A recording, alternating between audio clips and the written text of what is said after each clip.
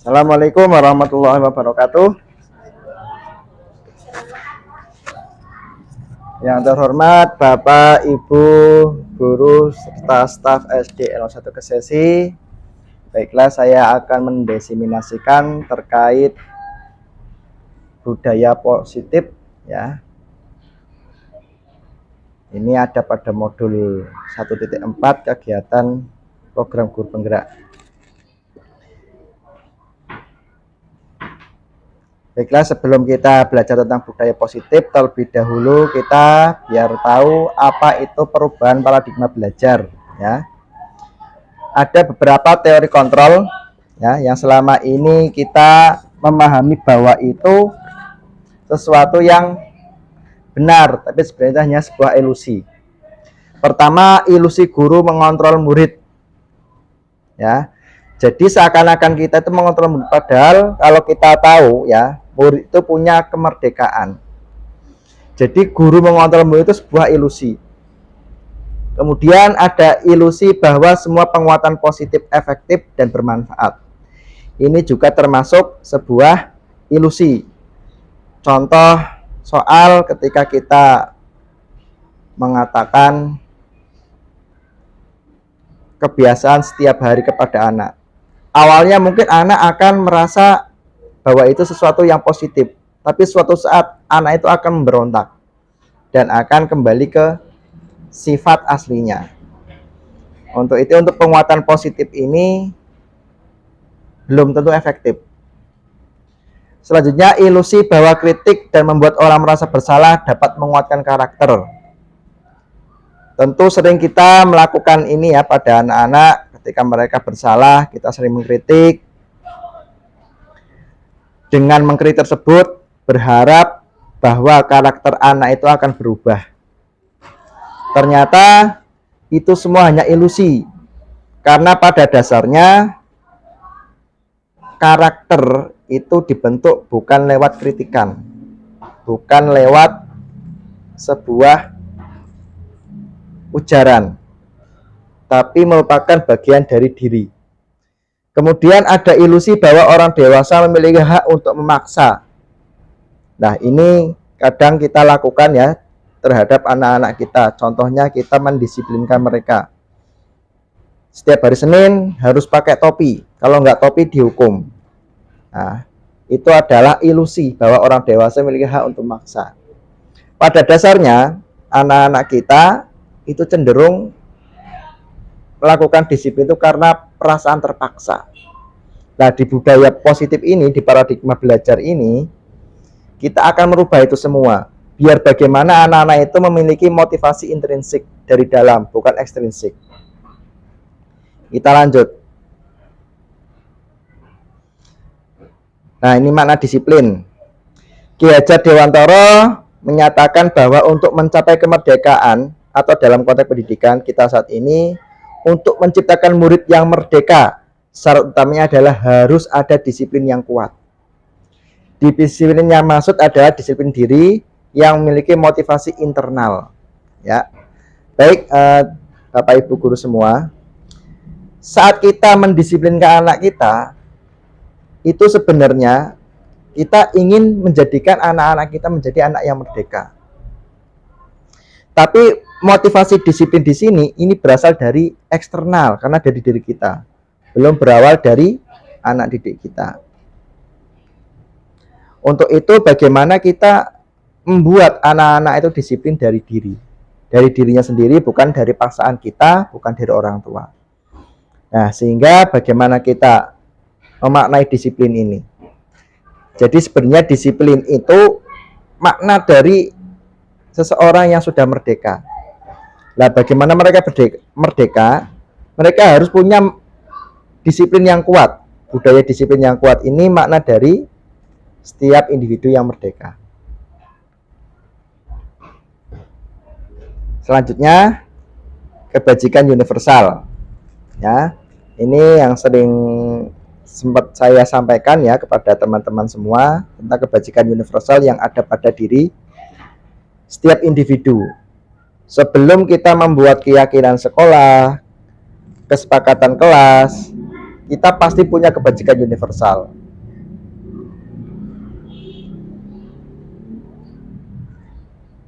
Nih, kebajikan universal yang ada di seluruh dunia ini bisa melingkupi semua yang ada pada diri kita. Ini bisa lingkup negara, lingkup agama, pasti semua meyakini bahwa ini adalah proyek nilai-nilai kebajikan. Baik Bapak Ibu, sebelum kita melangkah selanjutnya, saya berharap dari Bapak Ibu untuk menulis kebajikan yang ada pada Bapak Ibu semua. Nanti kita mencoba untuk membuat kesepakatan sekolah. Baik, monggo silakan bisa ditulis ya. Bisa sama seperti yang kemarin yang pernah saya sampaikan ya. Bisa pilih 2, 3, 4 yang ada pada diri Bapak Ibu, silakan. Nanti kalau bisa kumpulkan ke sini saat ini ya. Bisa pakai kertas Pak di coret-coret. Atau boleh pakai yang kertas kemarin ya.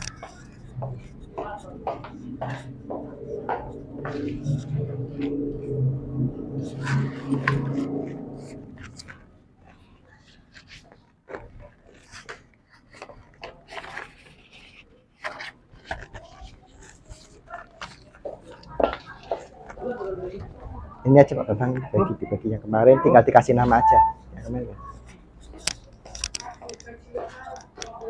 Ya silakan ya di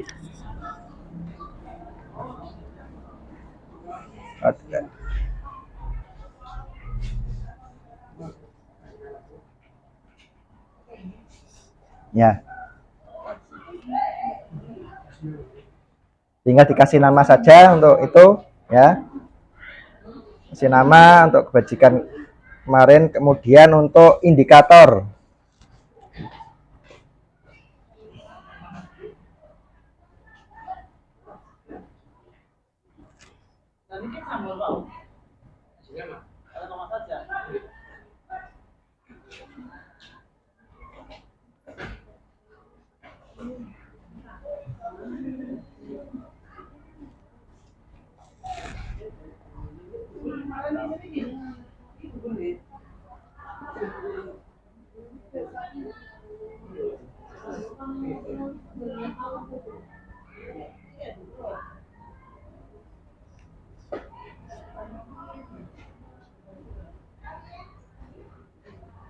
Sudah belum? Kalau sudah kita kumpulkan.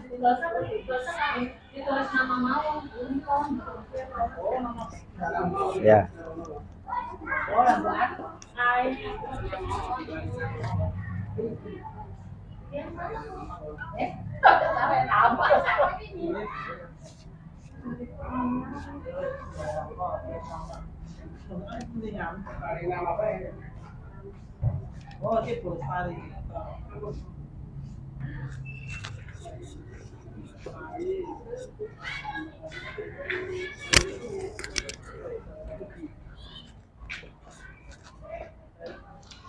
Ada peduli, keterus-terangan, kebersihan, komitmen, belas kasih, percaya diri. Nanti bisa ditambah ya Bapak Ibu ya. Sesuai dengan nilai kebajikan yang ada pada diri kita.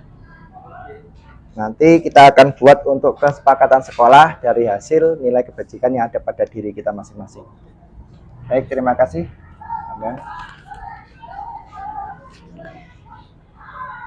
Ini dari nilai kebajikan, contoh peduli, ada tanggung jawab. Kemudian bisa kita rumuskan untuk indikatornya.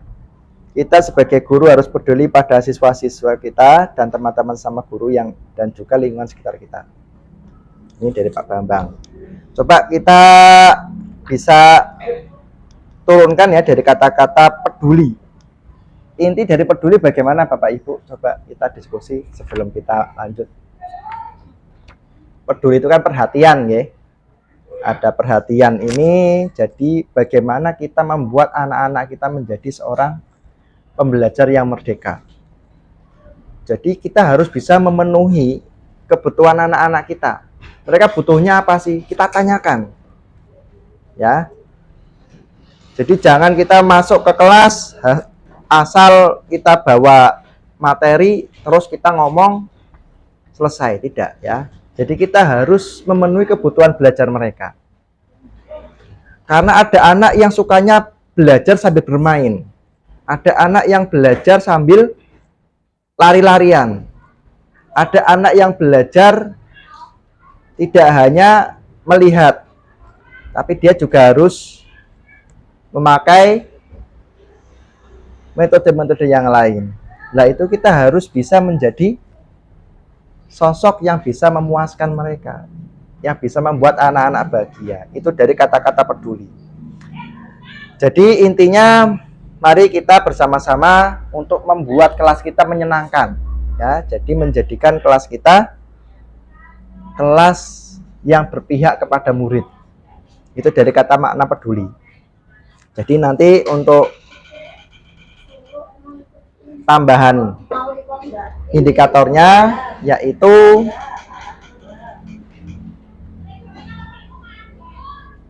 pembelajaran yang berpihak kepada siswa. Terus ada menyayangi sesama rekan. Kata sayang ini luas ya. Di sini berarti kita mengambil nilai kebajikan dari belas kasih ya. Bukan hanya terhadap rekan, tapi terhadap anak-anak juga. Dari kata belas kasih ini bisa kita simpulkan, ya itu masih ada sangkut pautnya dengan peduli, ya. Bagaimana kita memposisikan diri kita jika kita memberi, berarti kita juga sudah menerima. Kita next ya untuk kesepakatan sekolah. Kita langsung lanjut untuk teori motivasi. Baik, ada yang tahu motivasi apa? Bapak Ibu guru semua. Semangat. Apa yang lain motivasi? Dorongan. Terus apa lagi? Motivasi itu berasal dari keinginan ya, dari dalam diri ya, yang mendorong bagaimana kita melakukan sesuatu. Di sini ada hukuman dan penghargaan, kemudian restitusi. Kita akan bahas terkait teori motivasi.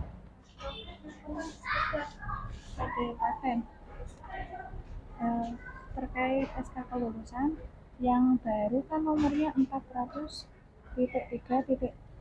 Kados niku ya Pak. Niki nek tahun kemarin kados niki.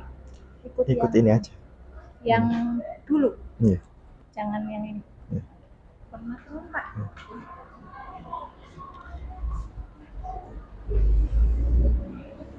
Baik, kita lanjut untuk teori motivasi. Ya. Motivasi, 3 motivasi perilaku manusia. Ya, pasti kita punya dorongan untuk melakukan sesuatu atau tidak melakukan sesuatu. Itu pasti kita melakukan itu. Nah, ini terhadap murid-murid sama. Ya. 1 untuk menghindari ketidaknyamanan atau hukuman. Ya termasuk kita juga ya. Berarti ini motivasi perilaku manusia ini berlaku untuk orang dewasa dan anak-anak. Yang kedua, untuk mendapatkan imbalan atau penghargaan dari orang lain. Yang ketiga, untuk menjadi orang yang mereka inginkan dan menghargai diri sendiri dengan nilai-nilai yang mereka percaya. Baik, kita fokus untuk yang pertama. Untuk menghindari ketidaknyamanan atau hukuman. Contoh, anak-anak di situ ada aturan berangkat pukul 7. Nah, jika lewat pukul 7 pasti ada sanksi atau hukuman. Ya, jadi anak-anak berangkat nih sebelum pukul 7 sampai sini. Termasuk kita ya, kita dapat dari dinas biar berangkat ada scan barcode. Kalau panjenengan di sini tujuannya biar tidak dihukum sama dinas, sama pemerintah, berarti masih motivasi yang pertama, motivasi yang paling rendah ya, untuk menghindari ketidaknyamanan atau hukuman. Bahkan kadang kita manipulasi nggih, belum datang tapi barcode-nya sudah itu, berarti itu menunjukkan bahwa kita masih motivasinya masih sebatas menghindari ketidaknyamanan atau hukuman. Ya, mari kita rubah itu, jangan terpaku untuk nomor 1 ya. Dan saya merespon Bapak Ibu ketika melakukan kedisiplinan atau berangkat pagi budaya positif itu karena memang benar-benar dari hati, bukan ingin mendapat teguran atau ingin mendapatkan pujian. Jadi memang benar-benar berawal dari hati. Yang kedua, untuk mendapatkan imbalan atau penghargaan dari orang lain, ya. Ini motivasi seseorang. Contoh saja, kita bekerja kan ini dapat gaji, ya, dapat imbalan. Kalau kita tujuannya hanya mendapatkan imbalan atau penghargaan dari orang lain, ini kita masih mendapatkan untuk motivasi perilaku yang kedua. Jadi masih ekstrinsik, bukan dari diri, bukan dari dalam hati. Jadi kita melakukan sesuatu itu untuk mendapatkan imbalan. Contoh anak-anak, dia maju ke depan karena kita kasih hadiah. Siapa yang maju ke depan? Nanti akan saya kasih permen. Ya, berarti anak-anak yang maju karena untuk mendapatkan imbalan atau penghargaan dari orang lain. Ya, ini kita masih memasuki untuk motivasi yang kedua. Nah, ini ya, di sini bagaimana kita memposisikan diri kita maupun murid kita untuk menjadi yang ketiga. Menjadi orang yang mereka inginkan dan menghargai diri sendiri dengan nilai yang mereka percaya. Ya, monggo Bapak Ibu tadi sudah membuat kebajikan universal, sudah dikumpulkan. Ini berarti kan ada pada diri jenengan semua, ya, ada pada diri kita. Kalau kita menulis terus kita tidak melakukan apa yang kita tulis, itu berarti kita sudah melanggar apa yang ada pada keyakinan diri kita. Nah, untuk itu bagaimana kita bisa menghargai diri sendiri kalau kita tidak bisa menghargai sifat-sifat yang ada pada diri kita yang baik. Nah, monggo untuk itu ke depan saya berharap kita semua ya, termasuk bagaimana Bapak Ibu ini menjadikan anak didik kita memiliki budaya positif yang kuat. Jadi contoh anak berangkat pagi itu bukan karena paksaan dari kita, bukan karena aturan, tapi memang karena mereka percaya ketika mereka berangkat pagi itu sudah menjadi budaya, ya, dan mereka akan malu jika mereka terlambat. Begitupun dengan kita, bukan karena untuk menghindari hukuman ya, tapi karena memang benar-benar kita merasa berdosa dengan apa yang kita lakukan jika kita tidak melakukan budaya positif. Selanjutnya, ini ya yang terjadi jika kita melakukan hukuman, konsekuensi dan restitusi ya. Kalau hukuman ini ikutnya identitas gagal. Untuk identitas sukses ini ada dua, konsekuensi dan restitusi. Monggo Bapak Ibu nanti untuk memposisikan diri ketika mendisiplinkan anak itu melakukan konsekuensi dan lebih bagus lagi ke restitusi. Ya. Kalau hukuman itu sesuatu yang menyakitkan harus terjadi. Contoh anak ketika tidak mengerjakan ulangan, kemudian dia berdiri di depan. Bahkan kalau dulu ya diangkat satu kaki, ya kepalanya seperti ini ya, tangannya jewer telinga. Itu kan menyakitkan. Kemudian tidak nyaman untuk murid untuk jangka waktu yang panjang. Pasti ya. Dan suatu saat anak ini akan timbul dendam terhadap kita. Walaupun tidak semua anak seperti itu ya. Monggo kita bisa pahami ini. Kita hindari hukuman untuk mendisiplinkan anak. Murid anak akan tersakiti, perilaku pasif agresif meningkat. Contoh saja di SMA, pernah suatu saat seorang anak SMA ini datang terlambat, kemudian dimarahi gurunya, dikata-katain yang nggak benar. Kamu tuh bagaimana? Tahu aturan tidak? Gurunya sambil melotot. Pasti anak ini merasa gagal. Mereka merasa, kok bapak nggak menanyakan alasan saya terlambat bagaimana? Kenapa langsung ujuk-ujuk memarahi ya? kemudian lanjut dikasih hukuman suruh berlari. Akhirnya apa yang terjadi? Anak itu dendam. Bisa jadi nanti pulang sekolah bane gurunya dikempesi, ya, banyak dibocorke. Yang lebih ekstrim lagi, ini mengeroyok gurunya. Sering ya terjadi kasus seperti itu, di mana seorang guru ini dikeroyok murid-muridnya, ya, karena sering melaksanakan hukuman. Nah, monggo mari kita fokus untuk ke konsekuensi atau restitusi. Adapun konsekuensi dan restitusi ini pasti ada karena sudah ada kesepakatan, ya. Jadi sebelum kita memberi aturan, bagusnya seperti ini. Contoh, ini saya menyampaikan kepada Bapak Ibu guru untuk membuat kebajikan universal. Sama halnya nanti di kelas seperti itu. Ayo anak-anak, coba apa yang ada di anak-anak, mereka mencatat yang baik-baik, ya. Kemudian jenengan buat poster, ya, buat tulisan yang baik-baik. Nanti anak-anak melihat apa yang ada pada diri mereka. Kemudian mereka menulis, mereka ingin seperti apa, ya, kesepakatannya di kelas seperti apa. Baik, selanjutnya untuk identitas sukses ini disiplin, ya, ada konsekuensi, restitusi. Konsekuensi ini harus sesuatu yang harus terjadi. Kalau restitusi merupakan pilihan. Jadi kalau konsekuensi ini, contoh anak menumpahkan air, konsekuensinya apa? Ya mereka harus membersihkan. Kalau hukuman, nah, guru dihukum, kamu harus push up. Nah, itu kalau hukuman. Tapi kalau konsekuensi, berarti anak itu membersihkan yang ditumpahkan. Nah, kalau restitusi ini ada bentuk tanggung jawab yang lain, dikasih pilihan. Nah, setelah kamu membersihkan, selanjutnya kamu harus bagaimana untuk mempertanggungjawabkan biar itu tidak terjadi lagi. Nah, biasanya anak-anak itu nanti akan membuat tulisan, harus berhati-hati lagi ke depan, kemudian menyiapkan tempat yang lebih aman lagi, ya. Jadi restitusi ini lebih tinggi tingkatannya dibandingkan konsekuensi.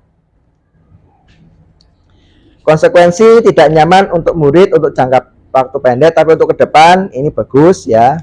Nah, kalau untuk restitusi ini menguatkan murid dalam jangka yang panjang.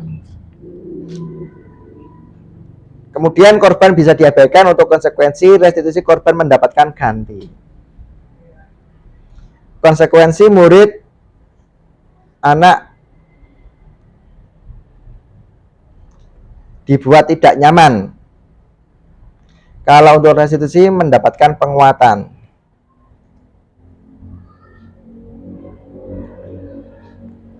Penguatan bertahan dalam jangka yang pendek untuk konsekuensi, sedangkan untuk restitusi ini masalah terpecahkan, ya.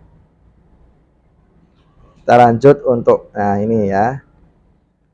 Kalau untuk hukuman ini pasti negatif, ya, hasilnya. Untuk konsekuensi ini netral. Sebenarnya untuk konsekuensi ini hampir sama dengan kayak hukuman, tapi bedanya kalau hukuman itu terkesan memaksa. Kalau konsekuensi kan dia sesuai dengan kesepakatan. Contoh negatif kalimatnya, awas kalau dilakukan lagi ya, nanti awas kamu. Nah, berupa ancaman terhadap anak-anak. Besok lagi kamu melakukan, kamu akan mendapatkan hukuman yang lebih berat. Nah, itu berarti kalimat yang negatif. Kalau yang positifnya, apakah hal ini yang sungguhnya ingin kamu lakukan? Jadi kita menanyakan, apa iya kamu melakukan sebuah kesalahan itu karena diri kamu? Pasti kamu punya alasan yang tepat, ya. Kemudian negatif ini modelnya paksaan. Kalau netral, stimulus, respon. Sebelumnya sudah ada kesepakatan. Kalau untuk positifnya, untuk yang restitusi, ini teori kontrol. Nanti kita akan belajar teori kontrol ya setelah ini. Untuk yang negatif, menyalahkan diri. Jadi anak itu merasa salah terus.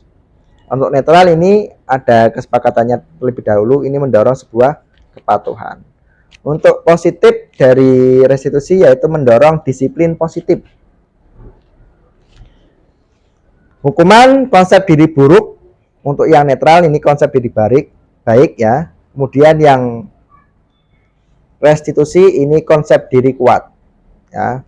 Nanti ke depan anak-anak itu punya mental yang kuat kalau kita sering memberikan restitusi, ya, disiplin yang positif.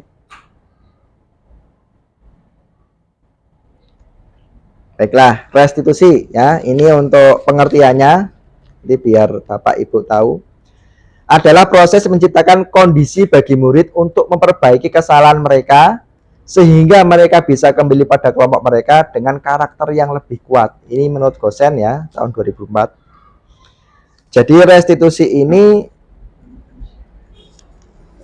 memperbaiki.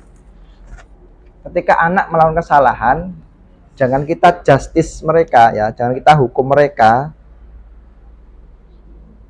Kalau dihukum, mereka akan mendapatkan mental yang lemah dan akhirnya mereka merasa diri gagal. Berbeda dengan kita memberikan restitusi. Restitusi penguatan. Jadi ketika dikasih restitusi ini, nanti anak akan menemukan, saya ketika mendapatkan masalah, saya akan seperti apa? Bagaimana cara menyelesaikan masalah tanpa harus fokus pada masalah.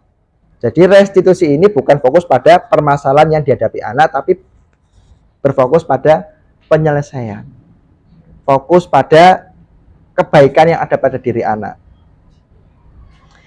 Kemudian restitusi membantu murid menjadi lebih kuat, memiliki tujuan, disiplin positif, dan memulihkan dirinya setelah berbuat salah. Seringnya kalau kita anak salah, kita hukum.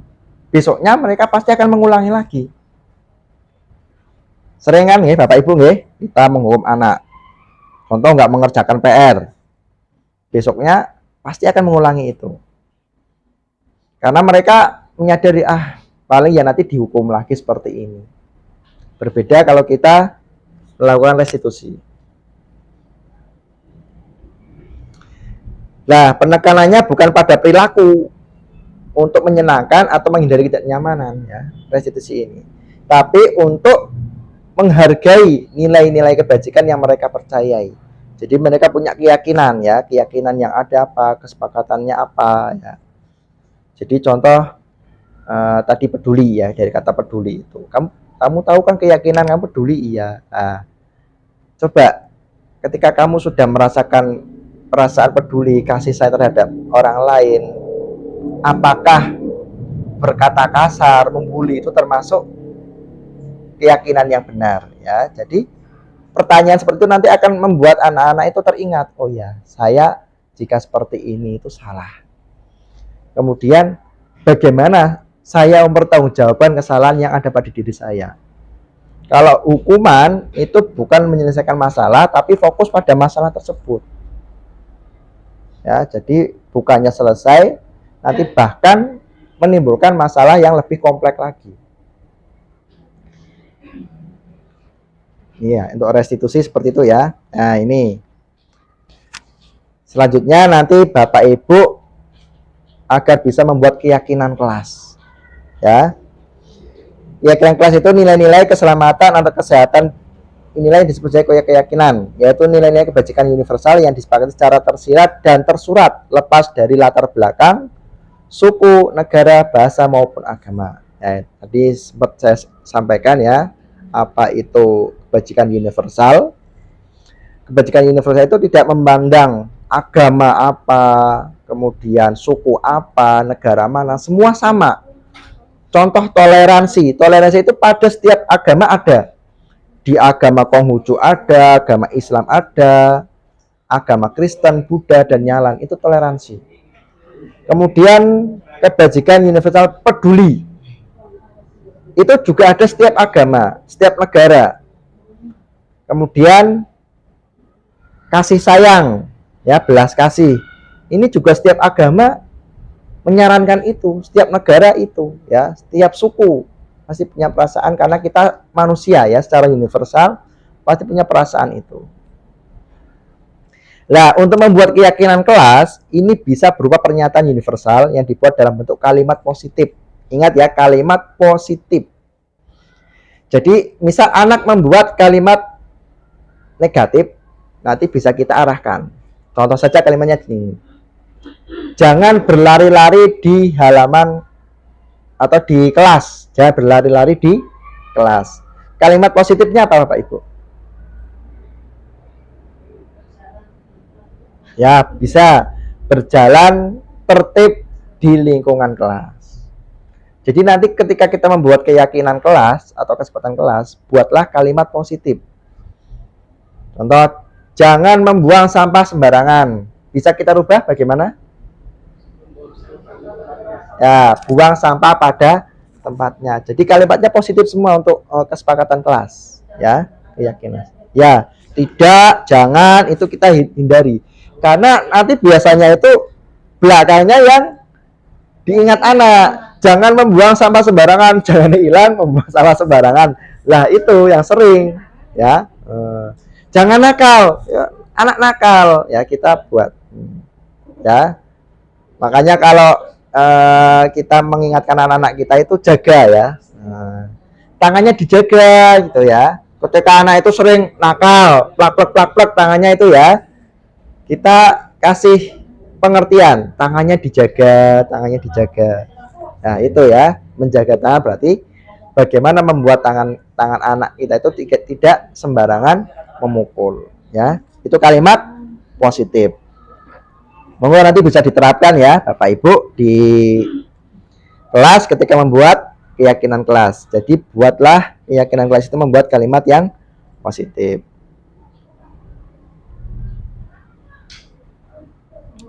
Nah, kita langsung belajar 5 kebutuhan dasar manusia. Ada yang masih ingat dulu di sekolah kita diajarkan teori Maslow, ada ya. Itu ada hierarki kebutuhan. Nah, ini kita secara umum ya ada 5 kebutuhan dasar manusia. Ya. Yang pertama bertahan hidup, ya, kemudian kasih sayang dan rasa diterima, kemudian kebebasan, kesenangan, penguasaan, ya. Coba nanti setelah kita belajar ini, coba nanti Bapak Ibu untuk bisa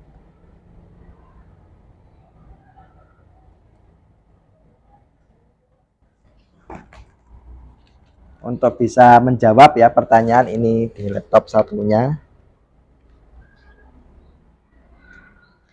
terkait motivasi.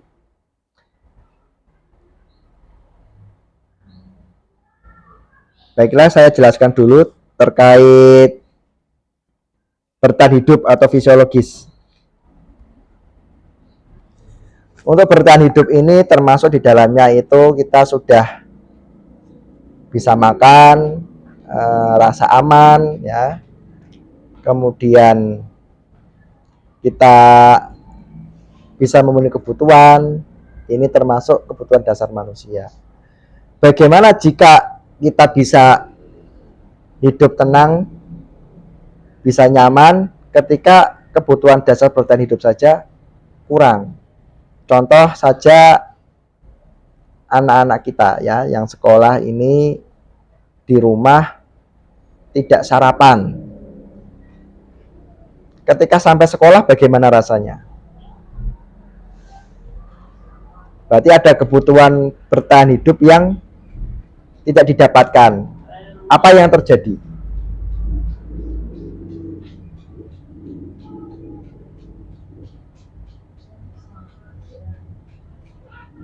Coba kita bareng-bareng.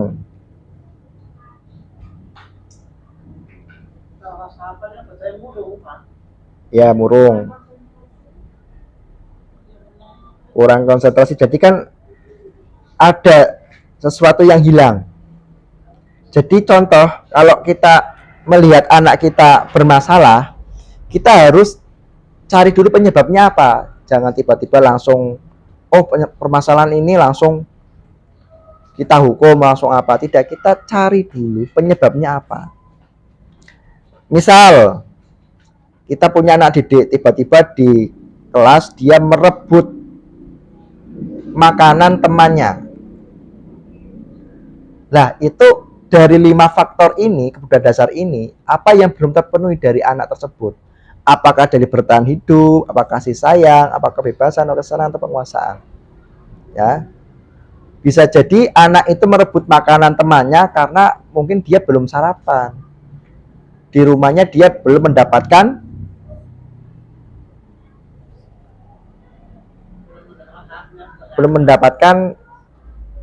hak untuk bertahan hidup dari keluarga.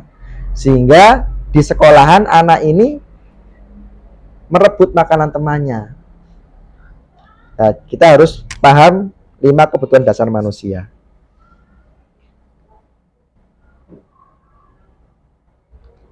Nah, nanti saya akan menanyakan pertanyaan. Silakan Bapak Ibu untuk merefleksi atau menjawab ya, apakah itu termasuk kesenangan, kebebasan, atau bertahan hidup, atau penguasaan. Contoh ini.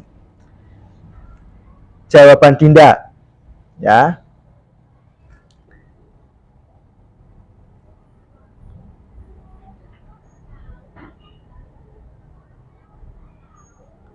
Suatu saat Dinda mengadu pada ibunya.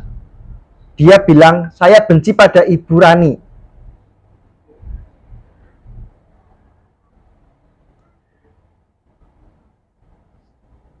Kemudian ibunya Dinda mendengar pengaduan dari Dinda. Kemudian apa yang akan dilakukan Dinda besoknya agar kebutuhan Dinda terpenuhi? Contoh, Dinda mengatakan ini, ibu guru bilang, aku tidak boleh bersenandung waktu mengerjakan tugas. Katanya kelas harus tenang, tidak ada suara. Kan nggak jadi seru jadinya. Coba kebutuhan apa yang diinginkan Dinda dari 5 itu? Ya, kebebasan. Yang tepat yaitu kesenangan. Ya, jadi anak-anak itu senang sambil nyanyi, kadang kan mengerjakan tugas. Nina Bobo sambil mengerjakan tugas. Biarkan ya. Jadi biarkan anak itu bersenandung. Padahal ada yang guru killer, menang ngerjakannya kok karo ngeroeco karo bernyanyi. Nah, berarti dia bencinya itu karena itu rasa kesenangan dia ketika melakukan sesuatu tidak diperbolehkan oleh bapak ibu gurunya. Terus selanjutnya, ibu guru tidak menyapaku hari ini, padahal aku pakai jepit rambut baru. Ayo, ikutnya apa? Iya, betul ya. Kasih sayang dan rasa diterima. Jadi anak-anak itu butuh itu ya, butuh perhatian, kasih sayang. Jadi sebenarnya kalau kita mengadakan pembiasaan pagi, sapa, salam, senyum, sapa, itu termasuk memberikan kebutuhan kasih sayang terhadap anak-anak. Mari kita bayangkan lagi ya untuk ke depan, biar anak-anak itu terpenuhi kebutuhan karena rasa kasih sayang. Bisa jadi di rumah sudah dimarah-marahi, ditambah di sekolah dimarahi, ya. Jadinya anak tambah down. Kemudian ada lagi kalimat dari Dinda. Aku bosen, masa belajarnya cuma gitu-gitu aja, dengerin ibu guru aja. Ikutnya apa? Aku bosen, dari kata-kata bosen. Ya, kebebasan. Jadi anak itu harus ada variatif ya dalam memberi pembelajaran. Kemudian aku sebel, gambarku tidak rapi, malah ibu guru nunjukin ke teman-temanku di depan kelas. Ya, penguasaan ya. Jadi anak itu merasa dirinya itu mampu ya ketika hasil karyanya dihargai. Ya. Dia sebel hasil karyaku tidak rapi. Berarti kan dia ingin menguasai ya, menguasai materi ya. Baik itu matematika, IPA ya, kemudian dari SPDP ya, dan semua anak-anak itu ingin menguasai semua, ingin merasa bahwa hasil karyanya itu dihargai. Ya, itu terkait kebutuhan dasar ya. Kemudian ini ada Dimas. Dimas genap berusia 17 tahun. Ia senang sekali ketika ayahnya mulai mengajarkan cara menyetir mobil. Setiap akhir pekan ia berlatih menyetir. Terlihat senang sekali, sehingga akhirnya dia bisa menyetir dengan lancar. Nah, ketika ibunya bertanya, kebutuhan apa yang ingin ia penuhi? Contoh jawaban Dimas. Aku merasa bangga dan keren. Kebutuhan apa, monggo Bapak Ibu? Aku merasa bangga dan keren. Penguasaan. Ya, dia merasa bangga bisa menyetir mobil, menguasai mobil. Kemudian, biar bisa jalan-jalan naik mobil sama teman-temanku. Biar bisa jalan-jalan naik mobil sama teman-temanku. Apa ikutnya? Ya, ikutnya kasih sayang. Ya, bersama dengan teman-teman. Ya, dia merasa diterima dengan teman-teman. Jadi kebutuhan akan kasih sayang diterima oleh teman-teman. Aku senang bisa pergi ke tempat-tempat yang aku suka. Ya, kebebasan. Yang aku suka, aku bebas mau ke sini, mau ke Pekalongan, mau ke Pemalang, mau ke Semarang, itu kan kebebasan ikutnya. Menyetir mobil itu seru. Ikutnya apa? Iya, kesenangan. Ya, baik, Bapak Ibu semua, berarti sudah paham ya tentang 5 kebutuhan dasar manusia. Nah, sekarang dunia berkualitas. Apa itu dunia berkualitas? Ketika kita sudah memahami 5 kebutuhan dasar, pasti kita punya ya sesuatu yang istimewa yang sebenarnya itu bisa kita dapatkan.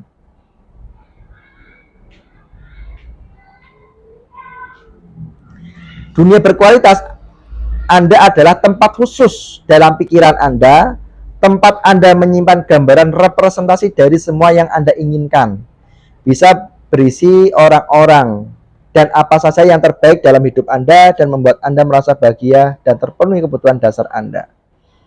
Ya.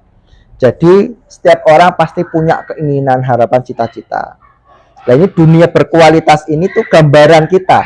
Sama halnya anak-anak didik kita. Dia juga punya gambaran, aku pinginnya seperti apa.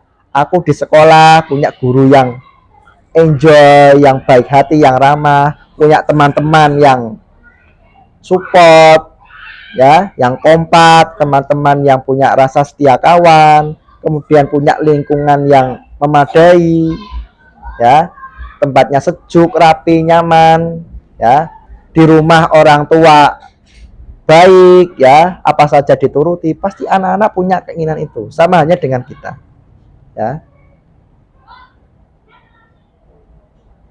Nah, kalian ini bangga. Coba untuk membantu jawaban atas dunia berkualitas, coba Bapak Ibu bisa jawab pertanyaan ini. Langsung jawabannya saja, ya. Ditulis, nggak usah dikumpulkan. Ditulis saja nanti untuk refleksi buat kita. Monggo silakan. Yang pertama, siapakah orang-orang yang paling penting dalam hidup Anda?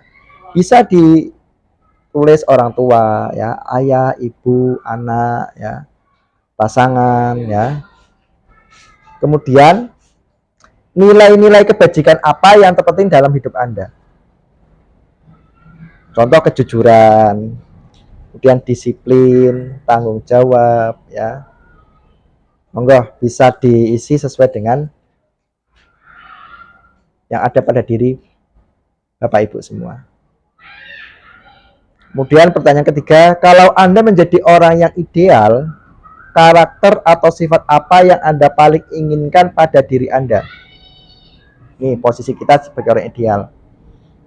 Ini karakter yang paling menonjol apa yang ada pada diri kita. Ya. Contoh, menghargai orang lain. Atau rendah hati.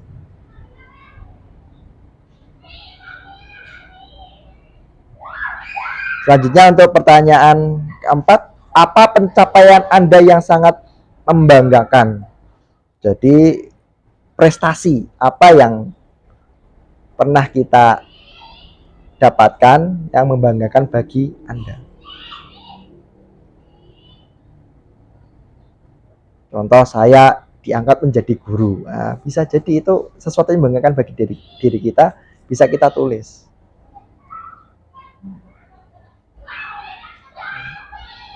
Pencapaian yang sangat membanggakan menjadi istri yang solihah, nah, bisa ditulis seperti itu.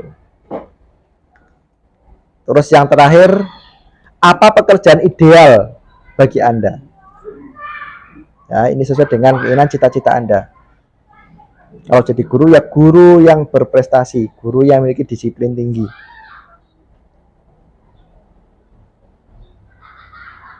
Ini untuk menjawab pertanyaan atas tadi ya, dunia berkualitas. Kalau sudah, nanti kita bisa merefleksi atas pertanyaan-pertanyaan yang ada untuk nanti bisa menjadi gambaran buat kita. Ini juga berlaku untuk anak didik kita, ya. Anak didik kita pasti menginginkan dunia berkualitas, mereka memiliki guru yang baik, teman-teman yang baik, lingkungan yang memadai. Mari kita buat kelas kita, sekolah kita menjadi sekolah yang ramah anak. Ya, karena ramah itu pasti dibutuhkan anak-anak. Agar mereka berkembang sesuai dengan bakat dan potensinya. Sampun, Bapak Ibu. Ini kalau sudah, nanti kita akan lanjut ke slide berikutnya.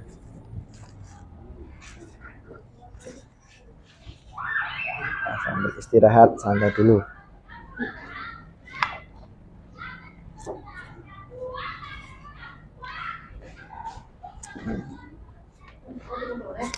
Enggak usah Pak, untuk ya, nanti untuk refleksi aja.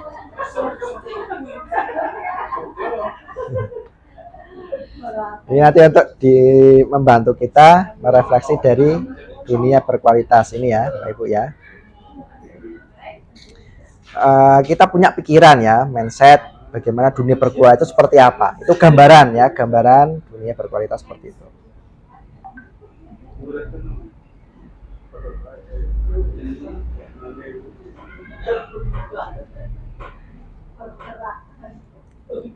Baiklah, ini 5 posisi kontrol ya.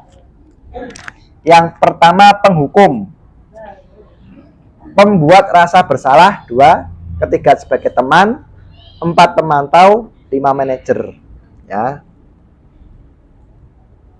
Nah, nanti akan saya jelaskan.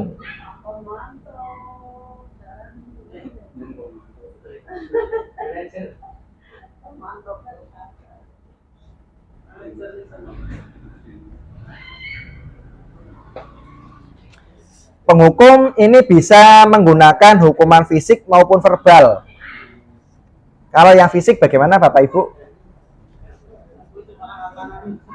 Ya, tadi ya, yang contoh jewer ya, kemudian mengangkat kaki, berlari, mengelilingi halaman, kemudian apalagi?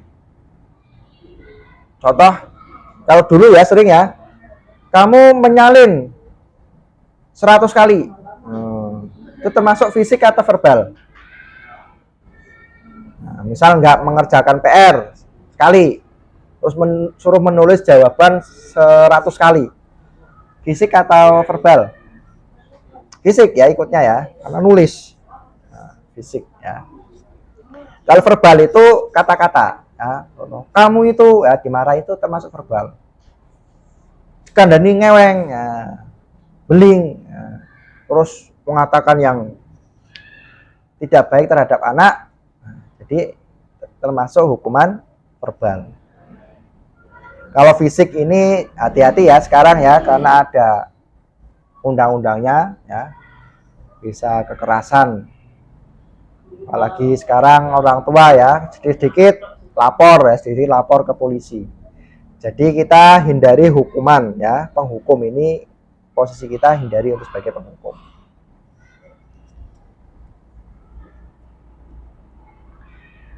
Guru yang melakukan posisi penghukum akan berkata,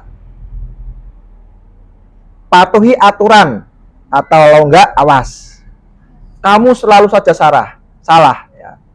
Selalu pasti kamu yang terakhir selesai ya. Untuk ketika mengerjakan tugas terakhir sendiri, nah, kata-katanya itu menyakitkan, itu penghukum. Guru seperti ini senantiasa percaya hanya ada satu cara agar pembelajaran berhasil, yaitu dengan caranya dia, dengan merasa menjadi penghukum. Kemudian yang kedua, pembuat rasa bersalah. Posisi ini biasanya guru akan bersuara lebih lembut. Kamu kok seperti itu, emang kamu nggak kasihan sama bapak, kamu nggak kasihan sama ibu. Nah, coba pernah nggak seperti itu? Kita nggak menghukum, tapi kita membuat kata-kata itu menjadi anak itu menjadi bersedih, ya. Ya. Ibu sangat kecewa dengan kamu. Ya, mungkin nggak memarahi tapi membuat anak itu, aduh, saya kok kayak gini, gelo, ya salah, ya. Gimana coba kalau orang tua kamu tahu kamu bersalah seperti ini? Nek wong tua ngerti keberi jajal. Nah, pernah seperti itu. Emang kamu nggak sayang sama orang tua, nggak kasihan. Di posisi ini anak akan cenderung merasa diri mereka itu buruk. Wah, berarti saya itu buruk, ya. Merasa tidak berharga. Mereka merasa mengecewakan orang lain. Ya, kalau bisa kita hindari ya untuk posisi penghukum, pembuat rasa bersalah. Nah, kita fokusnya sebagai teman, pemantau atau manajer nanti kita jelaskan. Nah, kalau sebagai teman, ini guru tidak menyakiti murid, namun juga tidak berupaya mengontrol murid melalui persuasi. Ya. Contoh, ayolah demi bapak kamu lakukan ini. Supaya koncone, ya berarti kita kayak ngobrol. Ingat nggak bantuan bapak selama ini? Ya.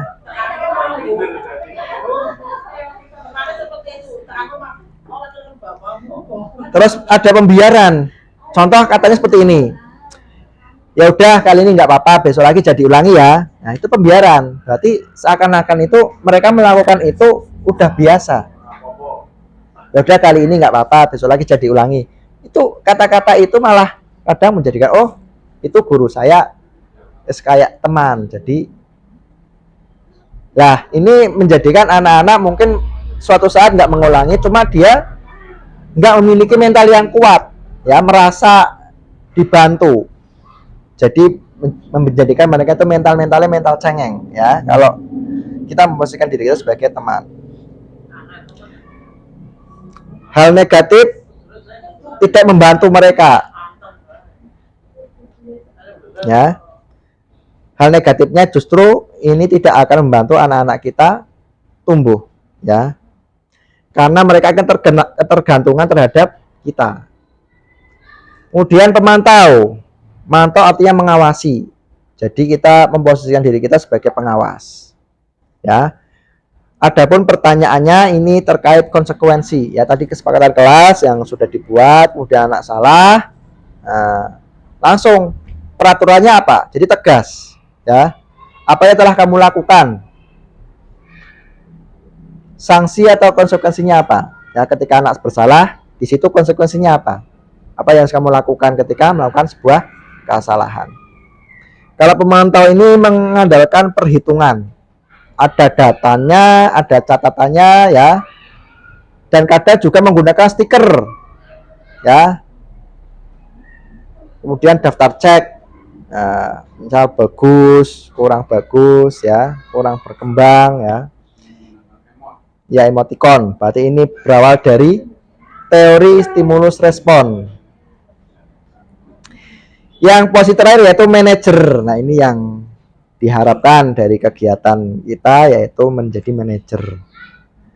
Ya, ini memposisikan di mana guru berbuat sesuatu bersama dengan murid. Ya, jadi murid ketika salah, bagaimana dia mempertanggungjawabkan perbuatannya untuk bisa memperoleh solusi atas permasalahan yang dihadapi, yaitu dengan cara restitusi, ya. Yaitu kembali lagi, ya, apa yang kita yakini, ya, keyakinan kelas kita sampaikan lagi. Apakah kamu meyakininya, ya? Jika kamu yakini apa, kamu bersedia memperbaikinya. Terus dengan cara apa? Nah, jadi nanti anak biar menemukan solusi atas masalah yang mereka hadapi.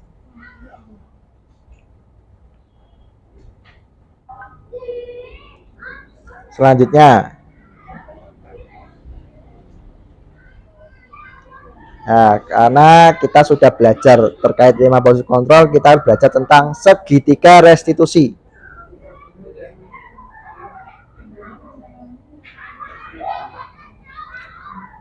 Apa itu segitiga restitusi? Tadi kan sudah tahu ya, restitusi itu apa ya. Nah, untuk segitiga restitusi kita itu tahap-tahap penyelesaian terhadap masalah yang ada pada anak. Yang pertama yaitu menstabilkan identitas. Kemudian validasi kebutuhan. Yang ketiga menanyakan keyakinan. Nah, kata-katanya ini ada ya. Ketika anak salah, itu langsung jangan disalahkan. Kita kuatkan mereka.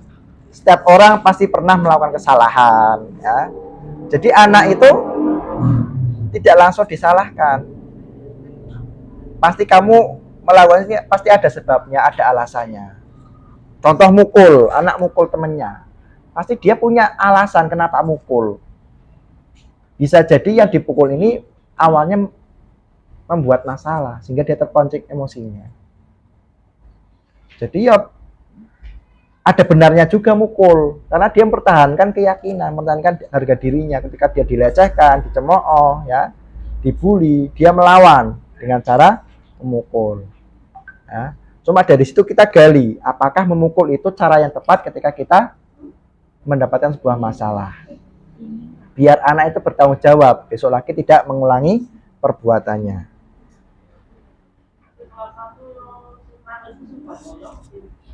Ya.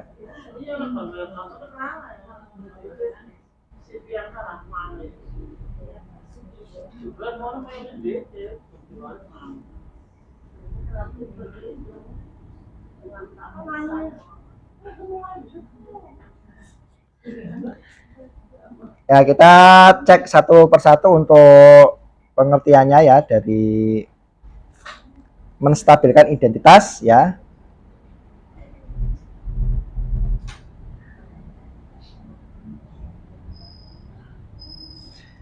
Ini langkah-langkahnya untuk segitiga restitusi. Yang pertama, menstabilkan identitas. Ya, bagian besar dari segitiga bertujuan untuk mengubah identitas anak dari yang gagal karena kesalahan menjadi anak yang sukses. Ya. Dia mencoba untuk mengikuti kebutuhan dasarnya, namun berbenturan dengan aturan, ya, atau kesepakatan. Contoh ini, Dendi merebut bekal makanannya Rani. Dendi itu kan berarti merebut bekal makanannya Rani. Apakah merebut itu sebuah hal yang benar? Tentu salah. Tapi Dendi ini kenapa dia merebut? Karena mungkin ada salah satu kebutuhan dasar yang tidak terpenuhi. Contoh kebutuhan fisiologi ya, tadi ya, yang kebutuhan dasar untuk bertahan hidup. Jadi di rumahnya nggak dikasih sangu, ora sarapan, kemudian sampai sekolahan dia lapar, akhirnya dia merebut makanannya. Nah, itu bagaimana cara kita menstabilkan identitas itu? Ada kata-katanya, contohnya berbuat salah itu tidak apa-apa, ya. Tidak ada manusia yang sempurna. Saya juga pernah melakukan kesalahan seperti itu. Jadi guru juga nggak apa-apa, kita menyampaikan. Dulu Bapak juga pernah kayak gitu, ya, nggak apa-apa, cerita aja. Ya, pernah nakal, pernah. Tapi bagaimana cara kita merubah kesalahan kita yang dulu? Nanti kita ada tahapnya, yaitu validasi tindakan yang salah. Kita bisa menyelesaikan ini, ya.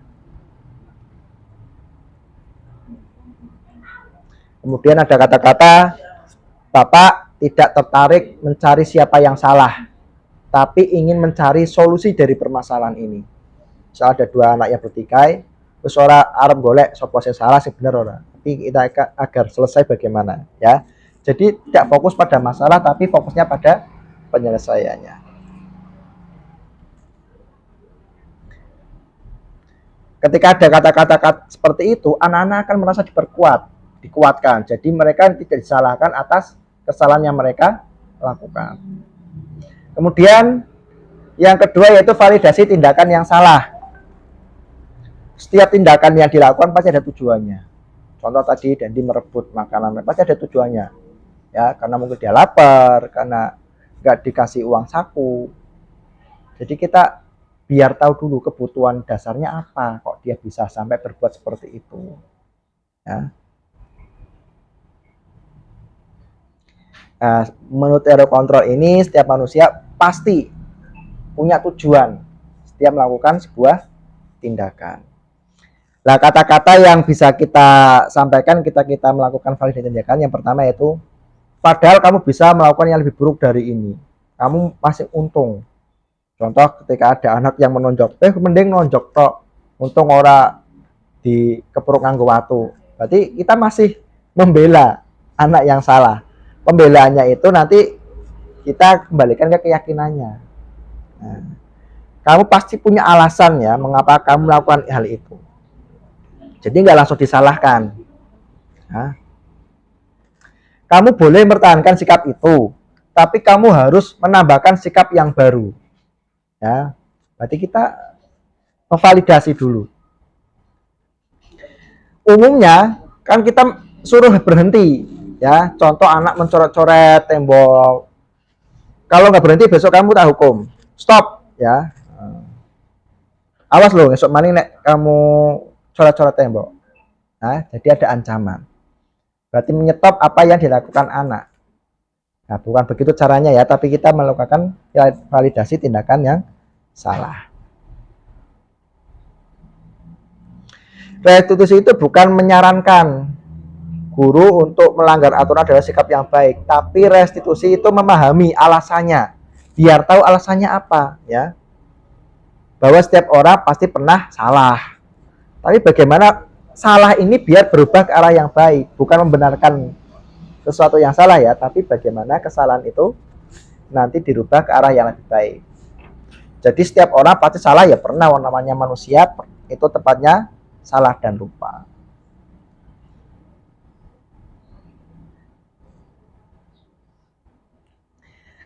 Kemudian yang ketiga yaitu menanyakan keyakinan.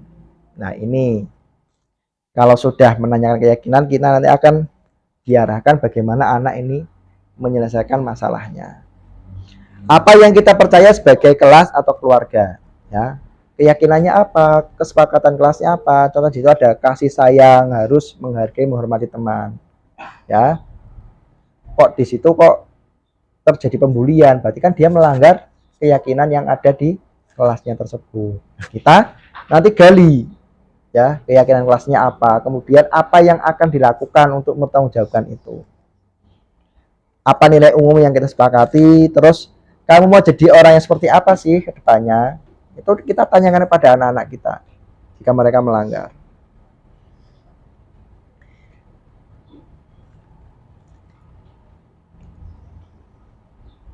Coba ini sebagai tugas Bapak Ibu guru semua,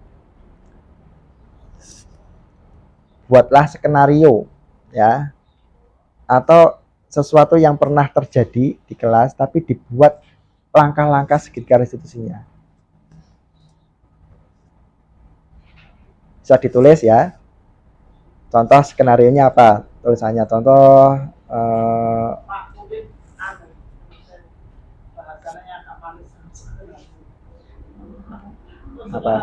sekarang itu stratera Bu, sesuatu yang terjadi apa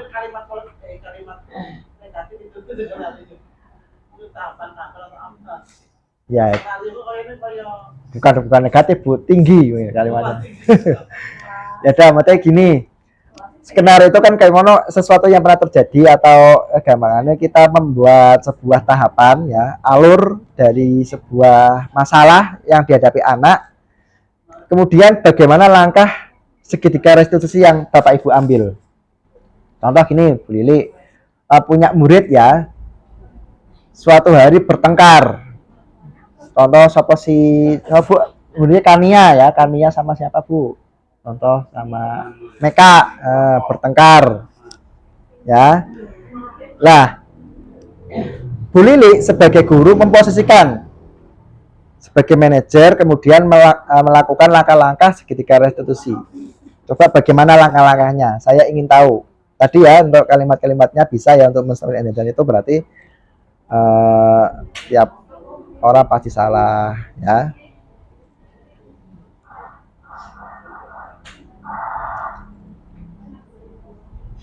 Berbuat salah itu tidak apa-apa ya. Manusia tidak ada yang sempurna ya. Tapi kalimatnya ya sesuai dengan masalahnya ya. Masalahnya apa, kalimatnya apa. Monggo saya kasih waktu 5 menit. Kalau untuk yang validasi tidak yang salah, kamu pasti punya alasan kenapa seperti itu ya. Kamu patut bangga karena kamu melindungi sesuatu yang penting buat kamu. Nah, contoh kenapa kok dia marah karena merasa dilecehkan, itu kan berarti dia melindungi apa yang ada pada dirinya. Nah, sesuatu yang berharga. Kamu boleh melakukan itu, tapi kamu harus punya sikap yang baru, yang lebih baik, sikap yang positif ya. Ini jika anak ada sesuatu tindakan yang kurang tepat, itu tindakannya biar mengarah ke sesuatu yang lebih baik. Monggo Bapak Ibu silakan untuk membuat langkah-langkah segitiga restitusi. Nanti untuk kedepannya jika ada masalah, untuk bisa memecahkannya dengan langkah ini. Apakah semua masalah harus pakai restitusi? Nggak harus ya. Kalau itu masalahnya ringan ya nggak perlu ya. Contoh anak itu kok sering apa itu ketika di sekolah ngantuk ya, terus kurang bersemangat, ya nggak perlu harus restitusi. Kalau itu ringan ya langsung saja kita selesaikan ya.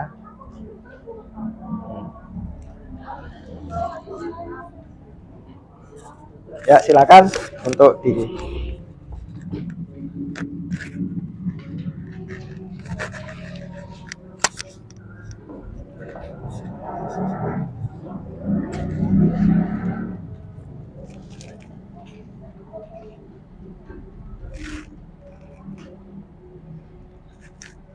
baiklah, nanti bisa di itu ya, ditulis saja nanti untuk hasilnya nanti saya baca setelah ini. Kita lanjut saja ya. Ya, kita sudah selesai pada tahap akhir ya. Intinya kita bisa membiasakan budaya positif dari diri kita terlebih dahulu, kemudian kita jadi contoh buat anak didik kita ya. Tadi pagi terima kasih untuk Pak Hadi bisa mencerminkan kebersihan itu anak-anak langsung ya. Kalau bisa setiap hari seperti itu ya. Kalau bisa kayak Umugi ya, berangkatnya pagi ya, bisa mengajarkan anak-anak cinta kebersihan ya. Terima kasih atas waktunya Bapak Ibu semua. Mari kita tutup kegiatan diseminasi budaya positif dengan bersama-sama membaca hamdalah.